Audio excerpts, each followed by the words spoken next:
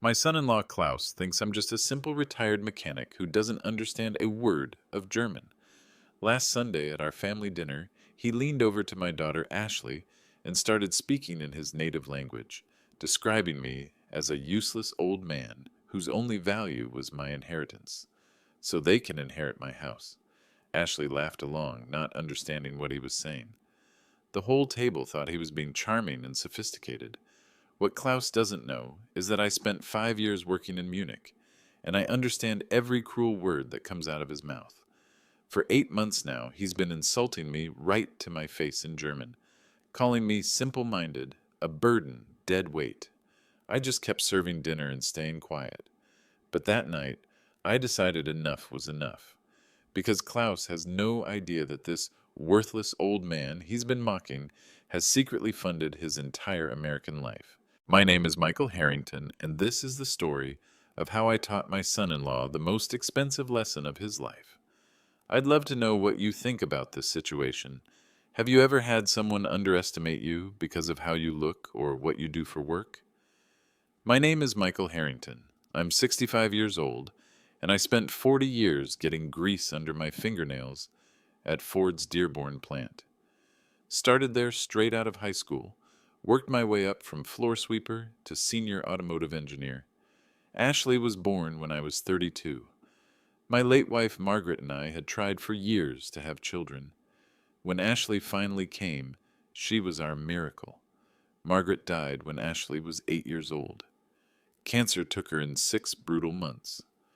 I still remember holding Margaret's hand in that sterile hospital room, promising her that our daughter would never want for anything.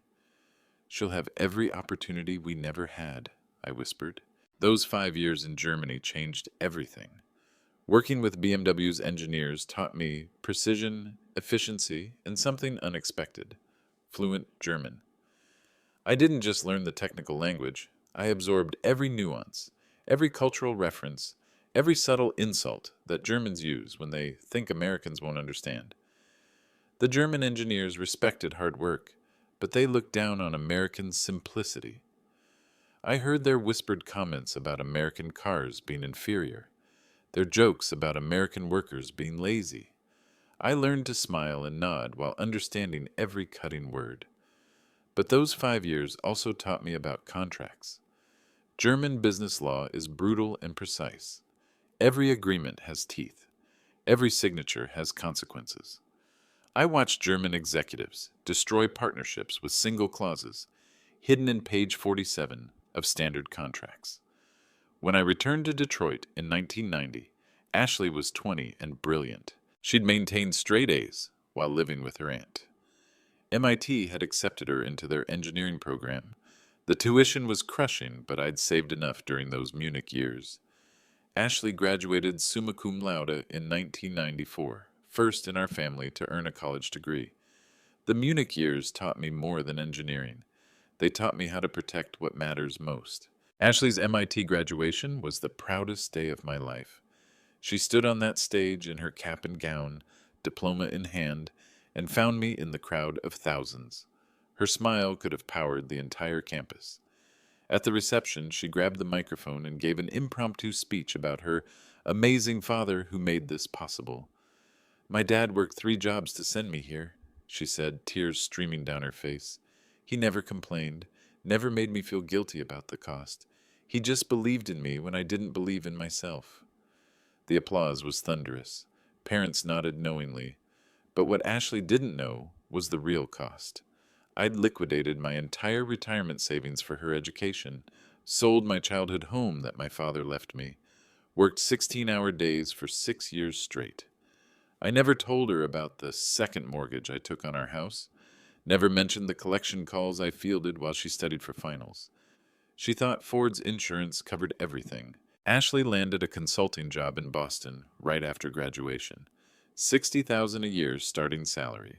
She was independent, successful, grateful. Everything Margaret and I had dreamed of.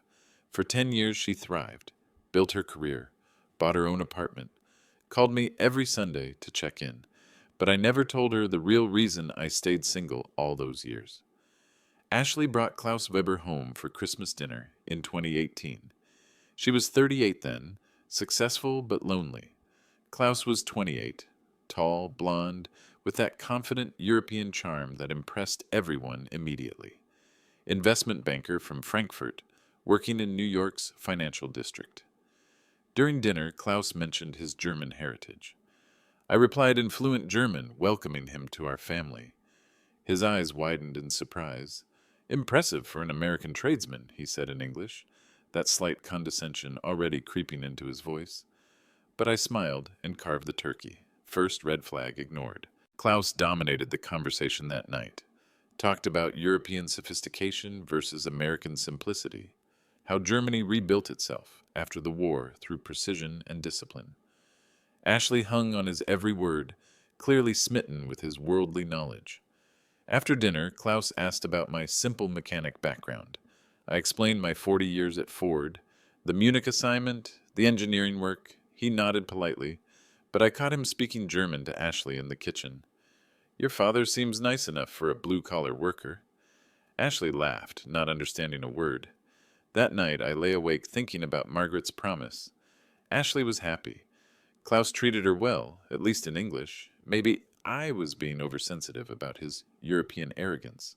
6 months later, Ashley announced their engagement. Klaus had proposed during a weekend in Napa Valley. She was radiant, completely in love. Something in his tone reminded me of Munich, the way German executives talked about American partners they intended to exploit. Ashley's wedding planning consumed her entire life for 8 months. She wanted everything perfect. The dress, the venue, the flowers, the band.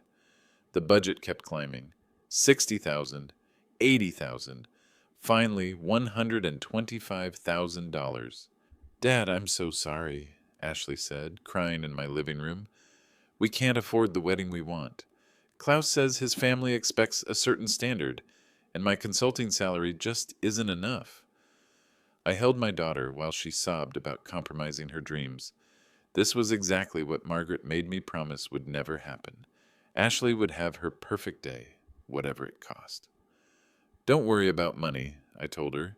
"Let me handle the financials." I liquidated my pension early, took penalties, paid massive taxes, turned 40 years of retirement savings into cash for Ashley's wedding dreams. $125,000 transferred to the wedding planner's account. Klaus was amazed by our family's sudden wealth. He assumed Ashley had family money she'd never mentioned. When the checks cleared, he started treating me with slightly more respect. Not warmth, but acknowledgement. At the contract signing for the venue, Klaus insisted on being listed as co-beneficiary on all wedding arrangements. "For insurance purposes," he explained. The wedding planner's contract included standard clauses about payment default and moral character provisions. Klaus signed those papers without reading them, page after page of legal text while he chatted about European wedding traditions. My lawyer smiled when Klaus signed page 12. The moral turpitude clause. 6 months after the wedding, Ashley and Klaus were struggling with rent in their Manhattan apartment. $4,000 a month for a one-bedroom was crushing their budget, even with both salaries combined. Ashley called me, embarrassed but desperate. "Dad, we're drowning in rent. Klaus thinks we should move to Queens, but his clients expect him to live in Manhattan. I don't know what to do." The next week, I found them a house, a beautiful Victorian in Westchester County, 40 minutes from Manhattan by train. The asking price was $480,000. I bought it outright with cash from a business investment I'd made during the Munich years. "We can't accept this," Ashley protested. "It's too much." "It's not a gift," I explained. "It's a lease. You'll pay rent." The lease agreement was carefully crafted by my attorney. $1 per year, renewable annually based on family harmony and mutual respect. Standard language in family property arrangements. Klaus was delighted by such generous terms. "Your father is more understanding than I expected," Klaus told Ashley in German while signing the lease documents. "This arrangement benefits us greatly." Klaus skimmed through the 47-page lease agreement, signing each section enthusiastically. Family harmony provisions, respect clauses, character maintenance requirements, automatic termination triggers. My attorney explained each section carefully, but Klaus was too excited to pay attention.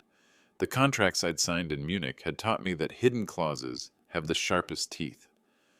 Klaus had no idea what he'd just inherited, or what he could lose. Klaus's entrepreneurial ambitions surfaced 6 months after they moved into the house. He wanted to start a fintech company called Disrupt Bank Solutions, focusing on cryptocurrency investment platforms for European clients. The startup needed $350,000 in angel investment. I have meetings with potential investors, Klaus told Ashley excitedly. Americans don't understand European financial innovation. We'll revolutionize how people invest. And Ashley believed in Klaus's vision, but they had no money for startup investment. Klaus spent weeks pitching to venture capital firms, but his young age and limited track record made investors skeptical. That's when I made a decision that would change everything. I contacted my attorney about creating an anonymous investment company, Harrington Holdings, LLC, based in Delaware. Untraceable to my personal finances, structured to provide angel investment while maintaining complete anonymity. Klaus received the call on a Tuesday morning. A mysterious investor wanted to fund Disrupt Bank Solutions with $350,000. No meetings required, just standard angel investor contracts and character conduct clauses. Klaus was ecstatic. This mysterious investor must have heard about European fintech potential, he told Ashley.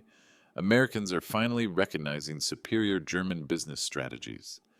The investment contracts were comprehensive. Character maintenance requirements, moral turpitude clauses, automatic recall provisions based on conduct violations. Klaus signed every page without reading the fine print. Within 3 weeks, Disrupt Bank Solutions had its funding.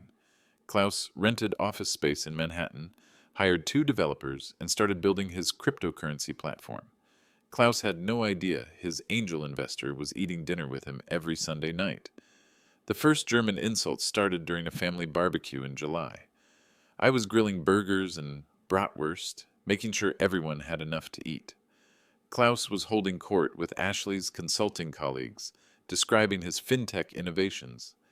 Then he leaned over to Ashley and spoke in rapid German. Your father is so simple-minded. Look at him playing servant while we discuss real business. Ashley laughed, thinking Klaus was being playfully charming. Her colleagues smiled politely, impressed by his multilingual sophistication. I kept flipping burgers, my jaw clenched tight. Every instinct told me to confront him immediately, but Margaret's voice echoed in my memory. Choose your battles wisely. During dessert, Klaus continued his German commentary. These Americans think grilling meat makes them masculine, so primitive compared to European culture. My hands trembled slightly as I served the ice cream. 40 years of hard work dismissed as primitive. The man living in my house, funded by my money, mocking my character in a language he assumed I couldn't understand. That night, I started carrying a small recording device in my shirt pocket. If Klaus wanted to play language games, I'd document every word. German precision taught me that evidence matters more than emotion. In Munich, I'd learned that disrespect always reveals itself if you're patient enough to gather proof. Ashley hugged me goodbye that evening, completely unaware of her husband's cruelty. That was just the beginning. Klaus's confidence was growing, and so was his contempt. Thanksgiving dinner became Klaus's showcase for cultural superiority. Ashley had spent days preparing traditional American dishes: turkey, stuffing, cranberry sauce, pumpkin pie. She wanted to impress Klaus's German colleagues, who were visiting for the holiday. During dinner, Klaus spoke to his colleagues in German about American food culture. They overcook everything and cover it with sugar. No subtlety or sophistication.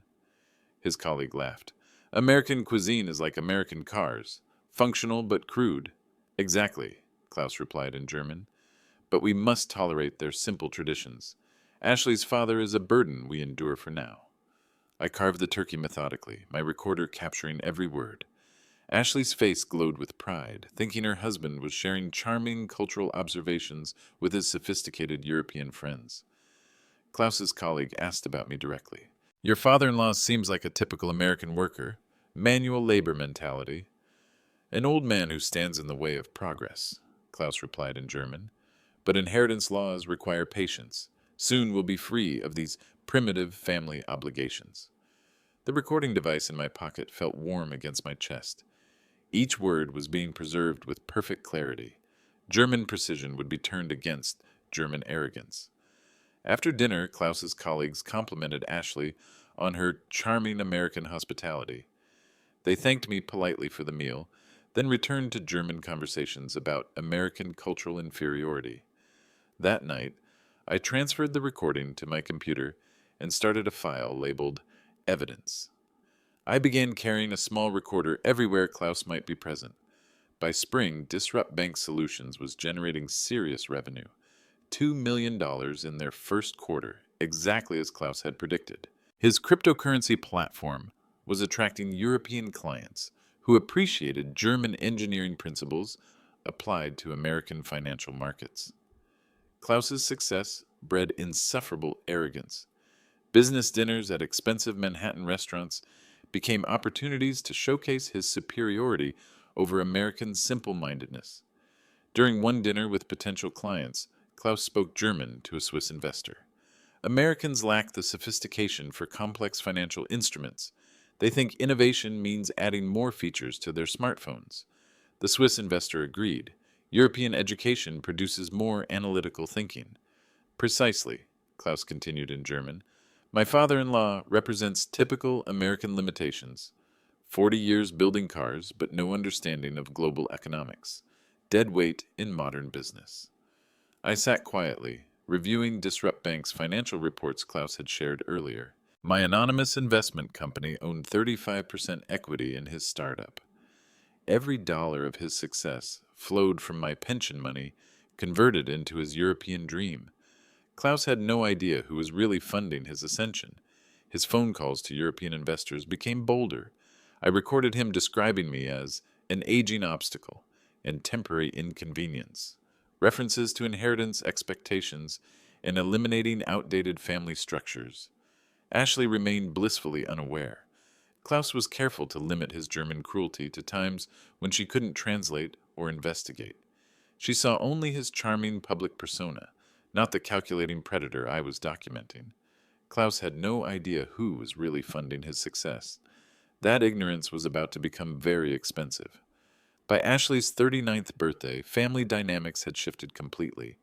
Klaus dominated every conversation, treating our family gatherings like business networking events. Ashley deferred to his opinions on everything from politics to vacation destinations. Sunday dinners became tense affairs. Klaus would arrive late, check his phone constantly, and offer condescending commentary about American culture. In German, of course. Your father's simple lifestyle reflects limited ambitions, he told Ashley in German while I cleared dishes. European men understand growth and progress.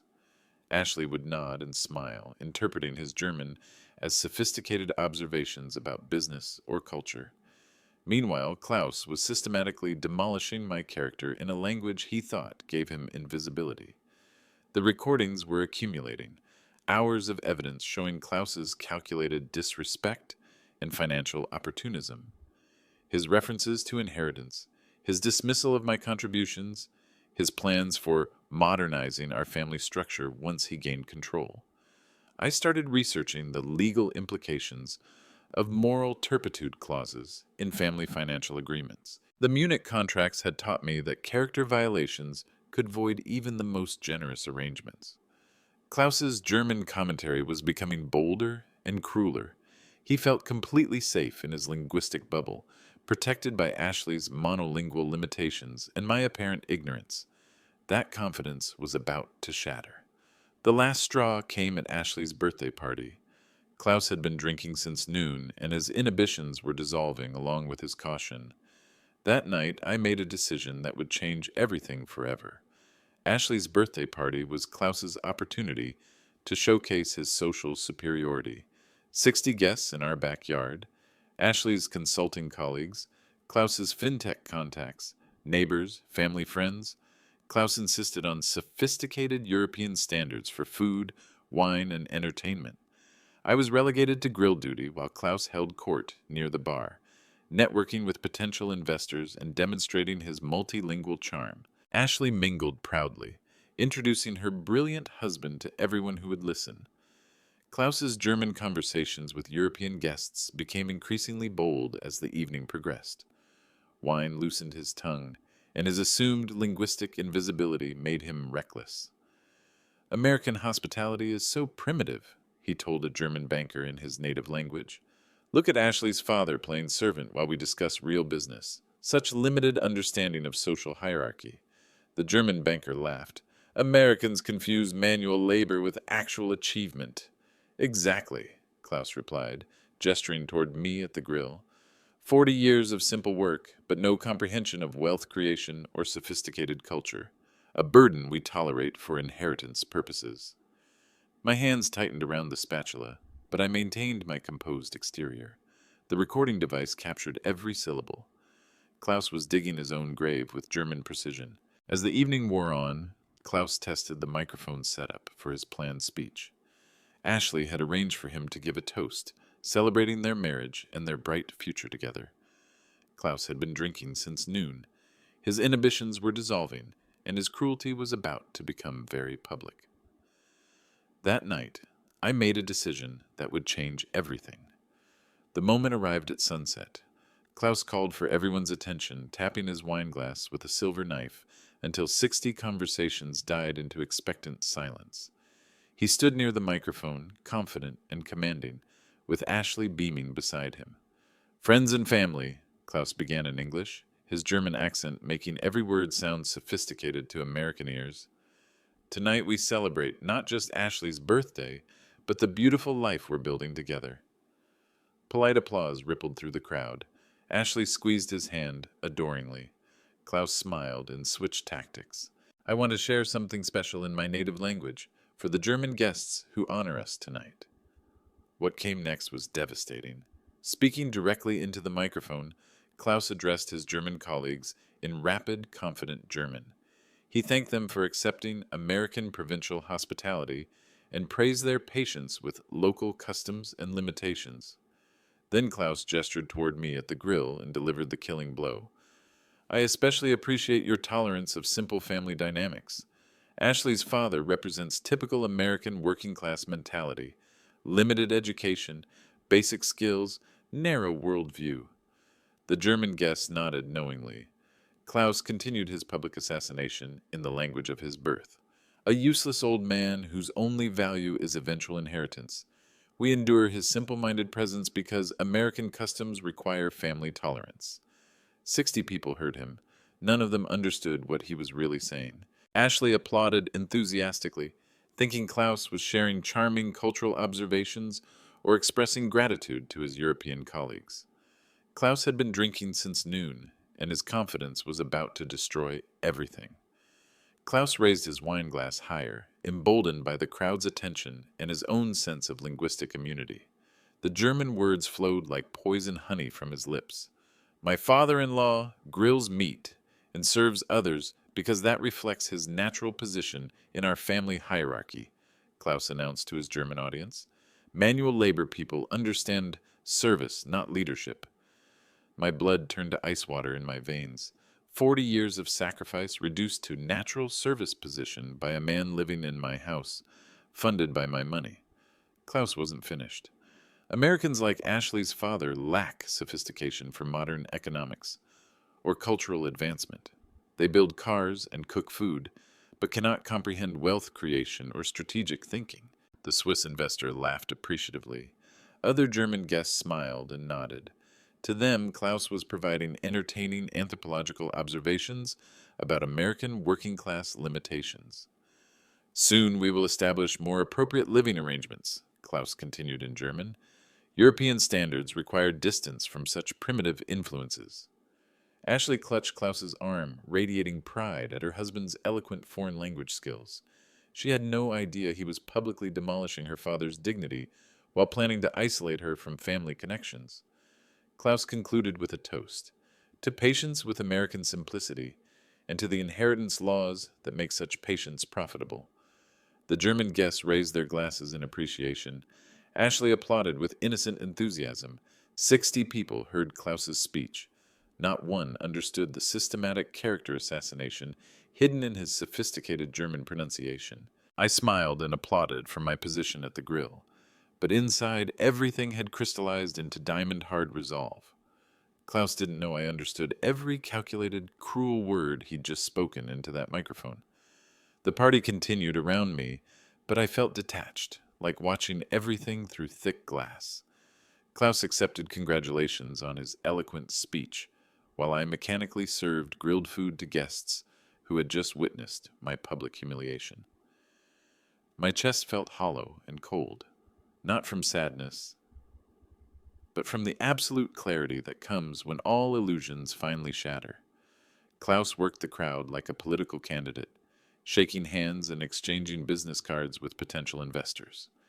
Every few minutes, he'd catch my eye and offer a patronizing smile, playing the role of respectful son-in-law for American consumption. Ashley glowed with happiness, introducing Klaus to neighbors as my brilliant husband who speaks 4 languages, and she had no idea those language skills had just been weaponized against her father. German guests approached me throughout the evening, offering polite thanks for hosting such a charming American celebration. Their smiles carried subtle condescension now. Klaus had successfully positioned me as the simple-minded manual laborer who provided free food and entertainment. Around midnight, as guests began leaving, Ashley hugged me tightly. "Thank you for making this perfect, Dad. Klaus was so impressed by how well you handled everything." Klaus stood behind her, checking his phone while she spoke. When Ashley turned away, he looked directly at me and spoke one final German phrase. "Temporary tolerance yields permanent benefits." I nodded politely and started collecting empty plates. But Klaus had made one critical mistake. He assumed linguistic superiority guaranteed strategic advantage. I smiled and applauded throughout his speech, but inside, everything had changed forever. Klaus didn't know I understood every single word. That ignorance was about to cost him everything. Cleanup took 2 hours. Ashley and Klaus retired to their bedroom while I worked alone, stacking chairs and washing dishes. The recording device in my pocket felt warm against my chest, containing every word of Klaus's public character assassination. By 2 a.m., the house was spotless and silent. I sat in my kitchen, replaying Klaus's speech in my mind. Not the English portions that charmed the crowd, but the German destruction that revealed his true intentions. Useless old man whose only value is inheritance. Natural service position in family hierarchy. Temporary tolerance yields permanent benefits. Each phrase had been delivered with casual cruelty, as if my 40 years of sacrifice were merely obstacles to endure until inheritance laws made patience profitable. But Klaus had revealed more than contempt. He'd exposed his complete strategic thinking. Plans to establish appropriate living arrangements meant isolating Ashley from family support. Distance from primitive influences meant cutting her connection to her father's values and history. I understood now that Klaus wasn't just disrespectful. He was predatory, a calculated opportunist who viewed American family structures as systems to exploit rather than relationships to honor. The recording device contained not just insults, but evidence of systematic emotional manipulation designed to separate Ashley from her father's influence while extracting maximum financial benefit. Klaus felt safe in his linguistic bubble. Protected by Ashley's monolingual limitations and my apparent ignorance, he'd revealed his complete strategic thinking to his German audience. That confidence was about to become the foundation of his destruction. I had documented every word. German precision would be turned against German arrogance. But Klaus didn't know I understood every cruel, calculated syllable he'd spoken into that microphone. At 2 a.m., I sat alone in my home office with 40 years of financial documents spread across my desk like a map of devotion. Every receipt, every contract, every canceled check that represented my life's work invested in Ashley's future. The calculator showed brutal mathematics. $955,000 total invested in Klaus's American dream. $125,000 for the wedding Klaus assumed was paid by family money. $480,000 for the house Klaus believed he had found through incredible rental luck. $350,000 in angel investment, Klaus thought, came from mysterious European admirers of his fintech genius. Every dollar came from my pension, my savings, my retirement security. Money I'd earned with 40 years of calloused hands and aching backs, transformed into Klaus's lifestyle through anonymous generosity he'd never acknowledged or appreciated. The irony was devastating. Klaus mocked my primitive American working class mentality while living exclusively on money generated by that same working class dedication. He dismissed my limited education while his entire startup was funded by my financial literacy earned through Munich business experience. I opened the contracts Klaus had signed so carelessly, page after page of legal language he'd skimmed while chatting about European sophistication. Character clauses, moral turpitude provisions, automatic termination triggers based on conduct violations. My Munich years had taught me that Germans respect precision and consequences. Klaus was about to learn both. Every penny was documented, every signature was witnessed, every legal mechanism was already in place, waiting for the right moment to activate. The recording device contained the evidence I needed to trigger every character clause Klaus had signed without reading. Every penny documented, every signature witnessed, every contract designed with German precision. I spent hours reviewing the moral turpitude clauses with a magnifying glass, searching for every legal avenue Klaus's behavior had opened. The Munich contracts had taught me that character violations could void even the most generous financial arrangements. The lease agreement included specific language about family harmony and mutual respect. Klaus's public humiliation speech violated both conditions explicitly. Automatic termination could be triggered with 30 days' notice. The angel investment contract contained character and conduct clauses requiring maintaining dignity and respect in all family relationships. Klaus's systematic German insults constituted clear moral turpitude, allowing immediate capital withdrawal. Even the wedding funding had character provisions, since it was structured as a family gift contingent on ongoing mutual respect and appreciation. Klaus's public mockery voided those conditions retroactively. German contract law emphasizes consequences for character failures. Klaus had signed American contracts written with German precision, creating legal traps he'd never bothered to understand. I pulled out my old Munich business card collection. German executives who'd taught me that contracts were weapons disguised as agreements. They'd shown me how to build legal structures that looked generous, but contained devastating enforcement mechanisms. Klaus thought his linguistic superiority provided strategic advantage, but he'd never bothered to understand the legal language he was signing in English. The recording equipment sat ready to document any additional evidence Klaus might provide. But his birthday speech had already given me everything needed to trigger every character clause simultaneously. Contact list, family lawyer, investment firm, property management company, immigration attorney. Each call would activate a different aspect of Klaus's legal destruction. The contracts I'd signed in Munich had taught me that hidden clauses have the sharpest teeth. Klaus was about to discover what German precision really meant. I sat looking at Ashley's wedding photos scattered across my desk. In every picture, Klaus's smile looked calculated now, like a predator studying prey rather than a groom celebrating love. The signs had been there from the beginning. His condescending comment about impressive for an American tradesman during our first German conversation. His assumption that Ashley's family possessed mysterious wealth rather than earned savings. His casual references to inheritance expectations and timeline calculations. Margaret's photo sat in its silver frame beside Ashley's graduation picture. My promise echoed in the silent room. She'll never want for anything. But I'd misunderstood what Ashley truly needed. She didn't need a father who enabled her husband's disrespect.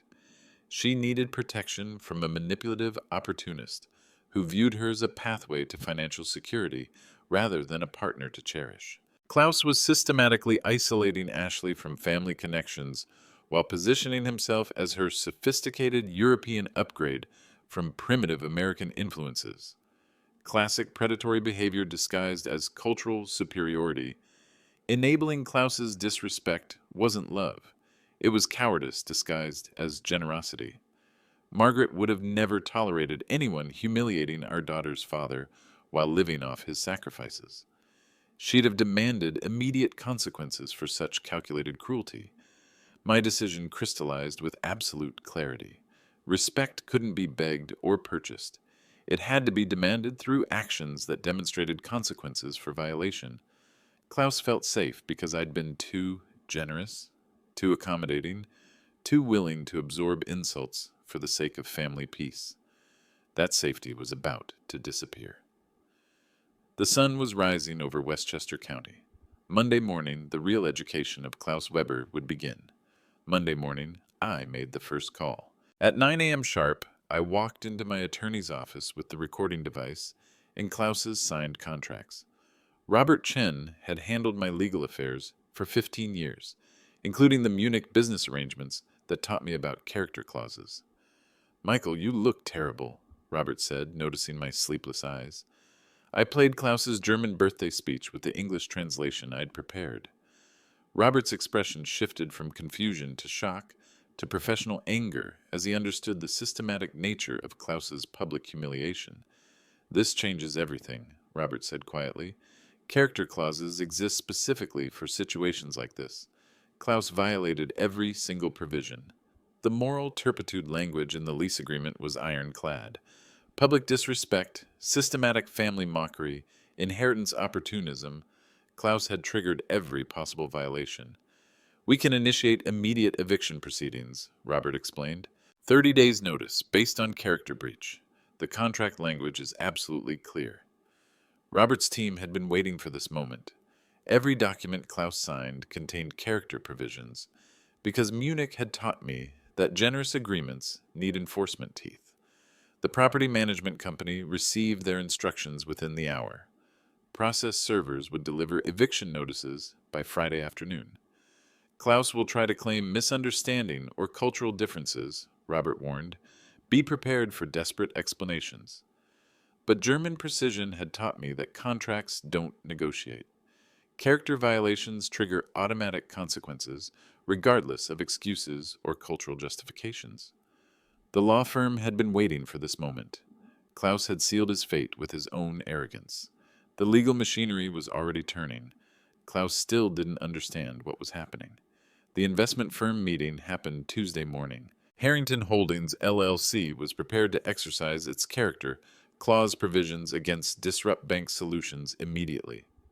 "We need full liquidation of the $350,000 investment," I instructed. "Character violations void all funding agreements." Klaus's startup would lose 35% of its operating capital within 48 hours. Without angel investor support, Disrupt Bank Solutions couldn't meet payroll or office rent obligations. By Wednesday afternoon, Klaus started receiving panicked calls from his developers about bounced paychecks. His office lease payment was rejected. European clients began asking pointed questions about funding stability. Klaus frantically tried contacting his mysterious angel investor through the shell company contact information. Every call went to voicemail. Every email received automated responses about reviewing character compliance issues. "There must be some mistake," Klaus told Ashley desperately. "European investors appreciate German business principles. They wouldn't withdraw support without explanation." Ashley tried to comfort him, but Klaus's confidence was cracking. His fintech empire was crumbling, and he couldn't understand why his European sophistication was suddenly unwelcome in American business circles. Klaus spent hours researching corporate contact information, trying to reach someone who could explain the sudden funding withdrawal. But Harrington Holdings LLC was designed for anonymity, structured specifically to prevent Klaus from connecting his angel investor to his family relationships. The investment firm executed everything with perfect precision. Klaus's financial foundation disappeared, while he remained completely unaware of who was orchestrating his destruction.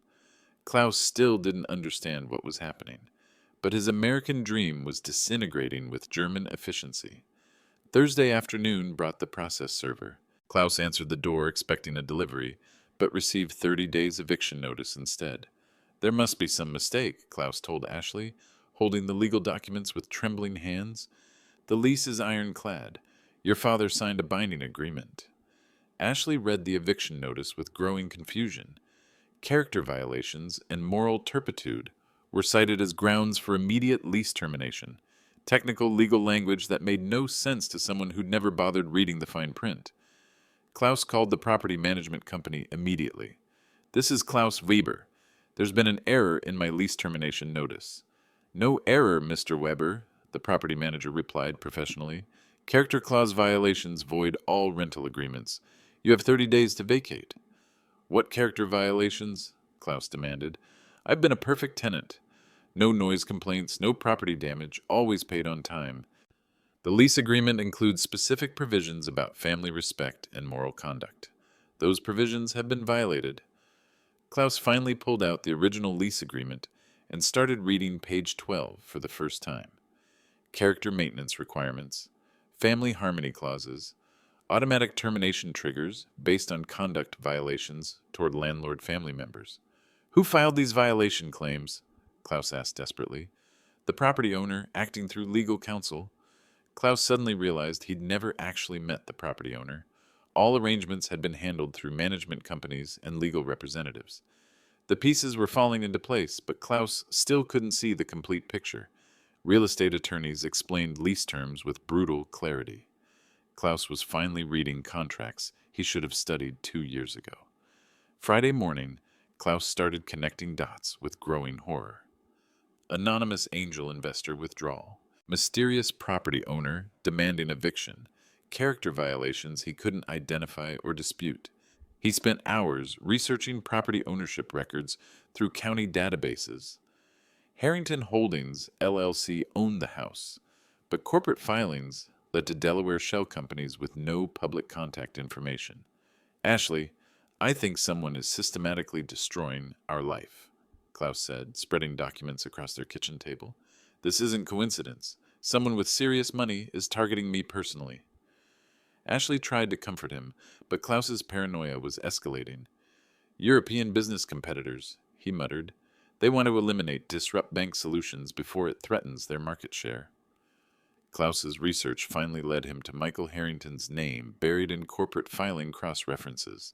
But even seeing my name, Klaus couldn't believe the simple retired mechanic could orchestrate such sophisticated financial warfare.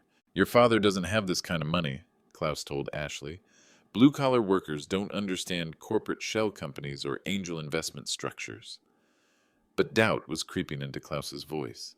He started remembering my fluent German conversation during our first meeting, my casual mentions of Munich business experience, my unexplained confidence about handling the financials for their wedding. Klaus began researching my background for the first time in 3 years of marriage. Ford Motor Company employment records, Munich assignment documentation, business connections that suggested far more sophisticated financial understanding than Klaus had assumed. Discovery was dawning with terrifying clarity. Klaus was about to learn the truth about his father-in-law, and that truth would destroy everything he thought he understood about American family dynamics. By Sunday morning, Klaus had assembled a devastating picture of his own ignorance.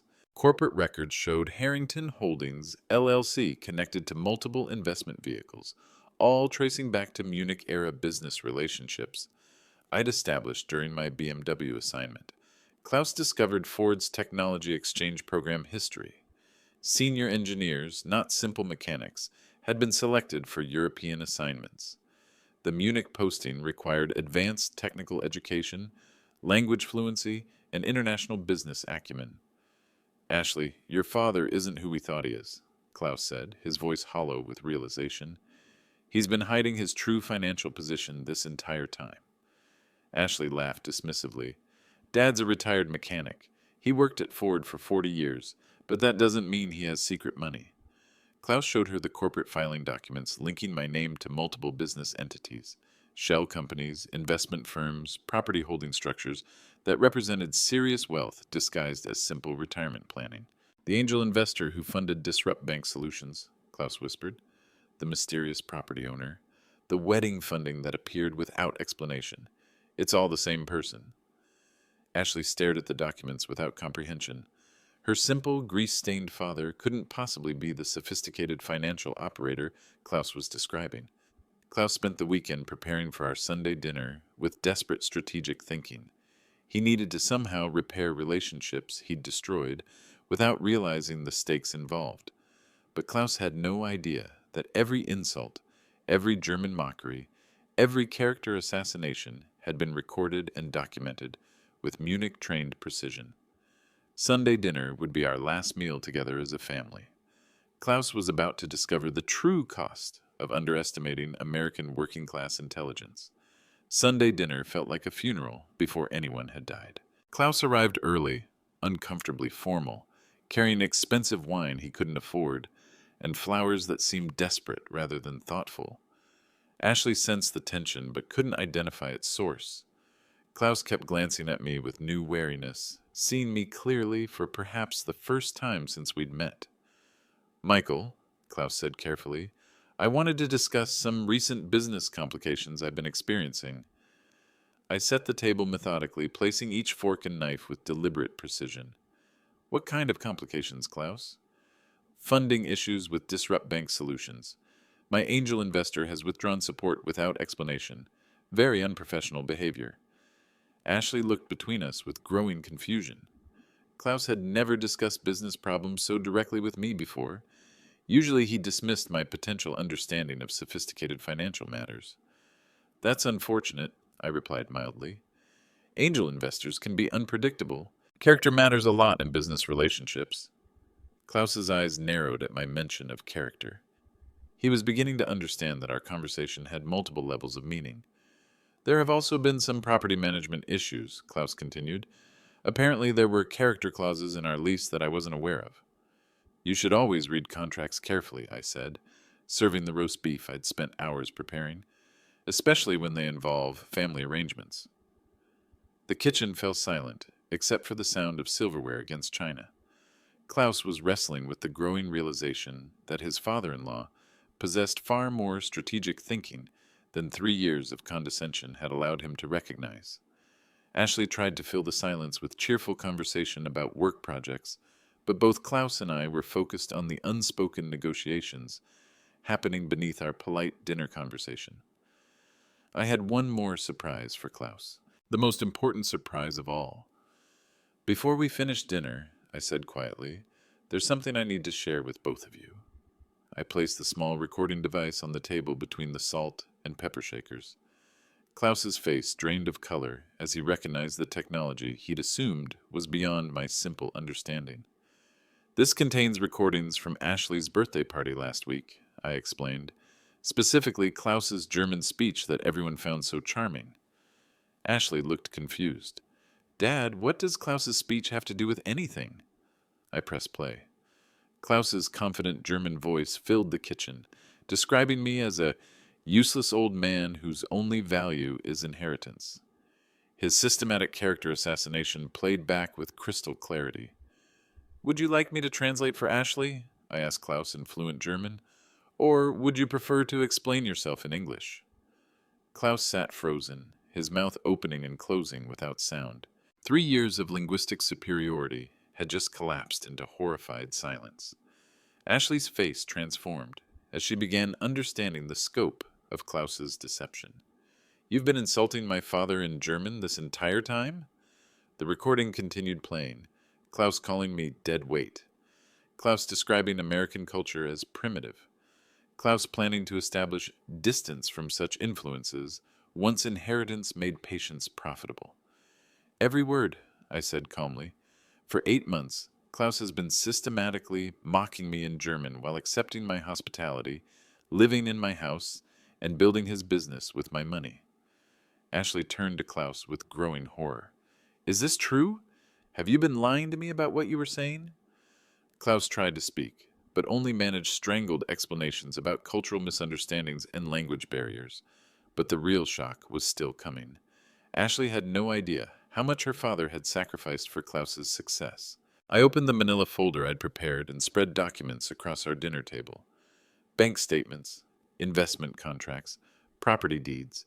Every paper Klaus had signed without reading, every financial arrangement he had assumed, came from mysterious sources. Ashley, I need you to understand something about our family finances, I said, my voice steady despite the magnitude of what I was revealing. The wedding receipts came first. $125,000 in payments Klaus thought came from family money, but actually represented my entire pension, liquidated early with massive tax penalties. Ashley's hands trembled as she read the bank transfer records. Dad, you paid for our entire wedding? The house deed, I continued, placing the property documents where Klaus could see his own signature, purchased with cash from my Munich business savings. Klaus isn't renting from some generous landlord. He's living in a house I bought specifically for your happiness. Klaus's face had gone completely white. His hands shook as he reached for the Disrupt Bank Solutions investment contracts. The angel investor funding your startup, I said directly to Klaus. Harrington Holdings LLC, that's my company. You've been taking my money while publicly mocking my intelligence and calling me worthless. The mathematical truth was devastating. $955,000 total invested in Klaus's American dream by the primitive working-class man he'd been systematically humiliating. Ashley burst into tears, finally understanding the scope of her father's sacrifice and her husband's betrayal. Klaus sat speechless, staring at evidence of his own parasitic opportunism. You've been living entirely on my generosity while planning to isolate Ashley from family connections, I said quietly, using my money to build a life that excluded my influence. I stood up from the table, leaving them with the truth scattered across our last family dinner. I left them with the truth and walked away from my own home. Klaus's world collapsed with mathematical precision over the next 72 hours. Without angel investor support, Disrupt Bank Solutions couldn't meet basic operational expenses. His developers quit when paychecks bounced. Office lease payments were rejected. European clients canceled contracts after questioning funding stability. My voicemail filled with 17 increasingly desperate messages from Klaus. Each call revealed more panic as he realized the scope of his dependence on my anonymous generosity. Michael, please call me back. There's been some terrible misunderstanding about family respect issues. We need to discuss the property arrangements. I'm sure we can resolve any character concerns through honest conversation. Ashley is devastated. She doesn't understand why you're punishing her for my cultural mistakes. The messages evolved from confused explanations to direct bargaining to outright begging. Klaus finally understood that his European sophistication meant nothing without American financial backing. Ashley called separately, crying and apologetic. Dad, Klaus says he didn't mean those things the way they sounded. German has different cultural contexts for family relationships. But I'd learned in Munich that character reveals itself under pressure. Klaus's messages showed no genuine remorse, only strategic thinking about damage control and relationship repair for financial purposes. Disrupt Bank Solutions filed for bankruptcy protection on Thursday. Klaus's fintech empire crumbled exactly as quickly as my anonymous funding had built it. Klaus's American dream required American money, earned through American working-class dedication he'd systematically mocked and dismissed. Klaus's empire crumbled in 72 hours. European sophistication couldn't replace American financial backing. Word spread quickly through Ashley's social network about Klaus's situation. The birthday party guests, who'd witnessed his charming German speech, started asking pointed questions about family dynamics and respect issues. Klaus's German business colleagues distanced themselves once they understood he'd lost his funding through character violations rather than market forces. European business culture emphasizes reputation and relationship management. Klaus had failed both spectacularly. He insulted his own father-in-law while living in the man's house, one German banker told mutual contacts. Such behavior reflects poor judgment and questionable character. Ashley's consulting colleagues rallied around my dignity, expressing shock that Klaus had been systematically mocking me while accepting my financial support. Professional networks in Westchester County are tight-knit, and Klaus's reputation was becoming toxic. The local newspaper picked up the story as human interest piece about quiet millionaires and immigrant ingratitude. Klaus's public humiliation speech was analyzed as case study in cultural arrogance and financial opportunism. Klaus tried damage control through social media posts about misunderstood cultural contexts and family reconciliation efforts, but his explanations sounded desperate and self-serving compared to the recorded evidence of systematic disrespect. Ashley found herself choosing sides between her husband's explanations and her father's documented sacrifices. The financial evidence was overwhelming, but Klaus demanded loyalty based on their marriage vows. Klaus's visa status became precarious once Disrupt Bank Solutions collapsed. His work authorization was tied to startup employment, and bankruptcy proceedings threatened his legal residency. The community was choosing sides, and Klaus was losing badly. Klaus was learning that reputation destruction happens much faster than reputation building. Ashley and Klaus's marriage began fracturing under the pressure of financial collapse and social isolation. Their conversations became heated arguments about family loyalty, respect, and cultural differences. "You've been lying to me for 3 years," Ashley accused during one recorded phone argument. "Every time you spoke German, you were insulting my father while he cooked for us, housed us, and funded our entire life." Klaus tried defending his behavior as European cultural expression rather than systematic disrespect, but Ashley had listened to the translated recordings multiple times, and the cruelty was undeniable. "You called him worthless while living in his house," Ashley said.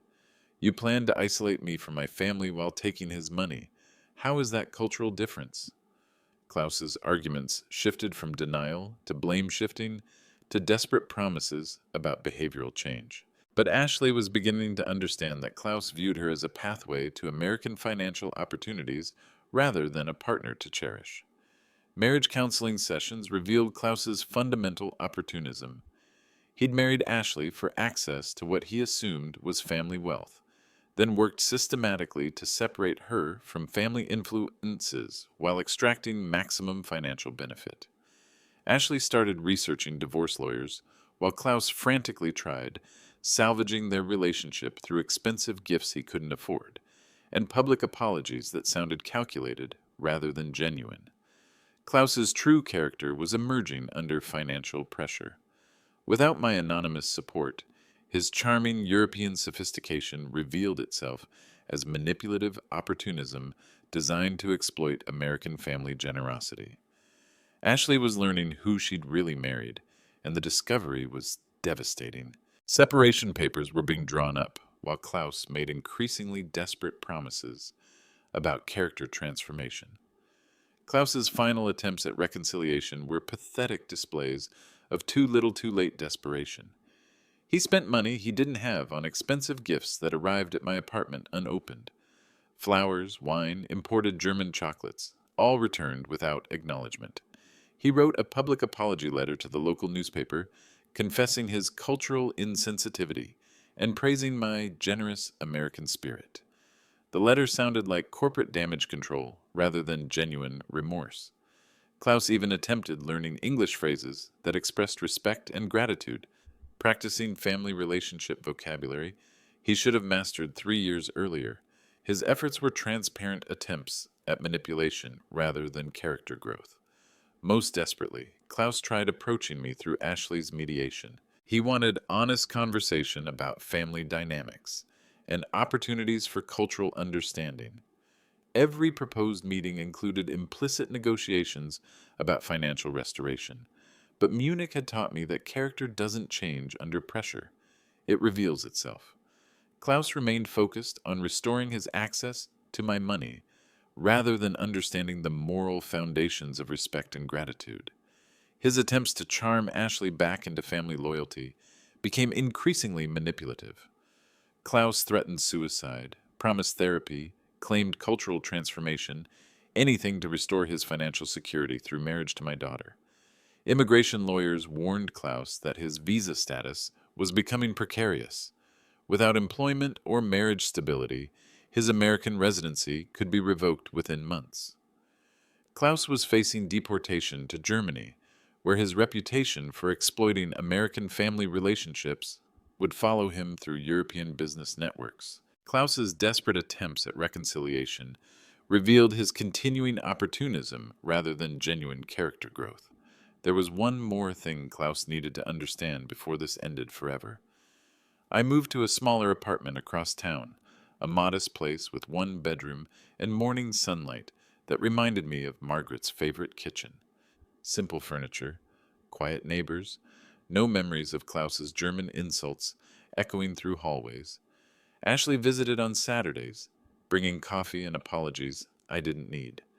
She was learning to see Klaus's manipulation clearly, understanding how his systematic disrespect had been disguised as cultural sophistication.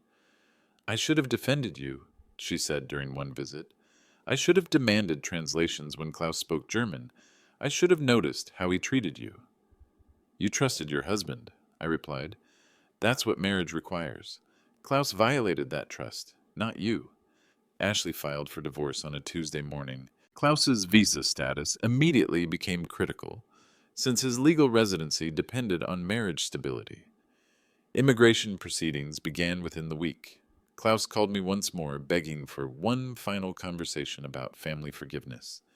His voice was desperate, broken, completely stripped of the European arrogance that had defined our relationship. I agreed to meet him at the coffee shop where Ashley and I now spent our Saturday mornings. Klaus arrived early, haggard and trembling. He'd lost 20 pounds, and his expensive clothes hung loose on his shrinking frame. "I understand now," Klaus said. "Everything you did for us. Everything I took for granted. I want to make amends." I placed an envelope on the table between us. Inside was a photograph of Margaret holding newborn Ashley and a letter with 2 sentences written in my careful handwriting. "Respect is earned daily, lost in an instant. My daughter deserved better than someone who mocks her father." Klaus read the letter twice, his hands shaking. When he looked up, his eyes were wet with tears that came too late to matter. I left him sitting alone with the truth about character and consequences.